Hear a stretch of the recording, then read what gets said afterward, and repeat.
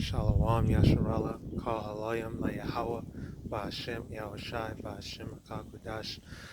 Double honors to the apostles and elders, the great millstone that rule well and taught us this truth through the Spirit. Shalom to the sincere Akim Makwatiam, listening and learning. The Akim making their bodies a living sacrifice, pushing the word out in truth and sincerity. Shalom to the speckled birds scattered abroad that look like the other nations. Just a quick thing I've been meditating on is that, we have to really appreciate the fact that the Lord gave us this truth, because He didn't give it to anyone else. You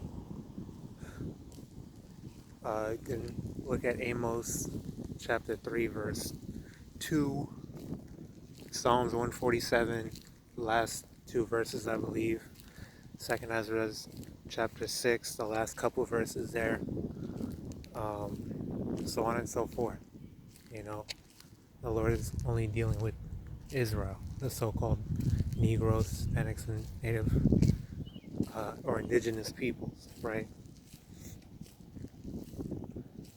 Like, look at when you look at Christians, for example, right? These heathen Christians, when they try to get into the scriptures and teach, they are struggling. No matter how much they study, they struggle because it's not meant for them. They could never go on the you will never see any of these heathens going out on the highways and byways breaking the scriptures down like Yasharala does. Even the camps that are off, they break it. Like even IUIC, man, they can break the scriptures down better than any Christian, any heathen could ever break it down from studying for their entire lives. It doesn't matter how much they study. Look at the Ishmaelites with the Quran, man. They can memorize that whole book because that's for them. Alright, that's their shit. Nobody else can do that like they can. And it's the same thing for the scriptures and the Israelites. Alright? Nobody can understand the scriptures like we can. Nobody can break it down like we can. Nobody can teach it like we can. Because we have the true understanding. At least for the most part when it comes to these other camps. Even the brothers that end up falling out, look at the Pharisees, man. Even they had, with how devout they were, they were still Israelites, so they knew the laws and all that, even though they were wicked. But they're not on, the Christians are not even on the same level as them, alright? So, like the scriptures say, unto you are the secrets given, Surely the Lord will do nothing but He revealeth His secrets unto His servants, the prophets, So we have to get in this word. We have to really appreciate the fact that we were created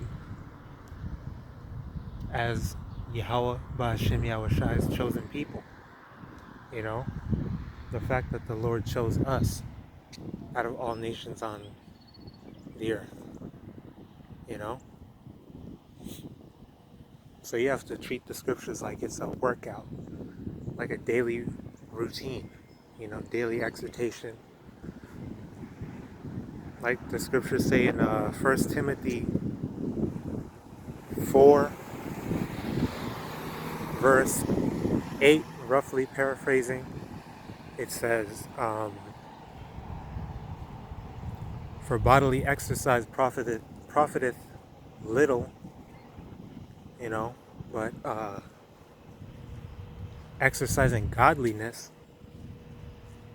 unto faith, it'll do good for you now and the hereafter. Alright? So while that's not saying that bodily exercise is useless, but compared to exercising your mind, your spirit, exercising your spirit, it's little. All right, because once you have your spirit, you know, what do you call it? The same way you want to get jacked physically, you gotta get jacked spiritually. All right, basically, and that's gonna do good for us in the now, you know, during the time of trouble, and ultimately in the kingdom. Well, really, we're gonna get new bodies to be perfect anyway, but it takes the, you know, the tribulations and the studying now in order for us to earn that perfection. All right. So that's pretty much all I wanted to bring out. I pray that this was edifying. I want to say Abad Mabal, Kwam Yasharallah, and Shalom to the hopeful elect.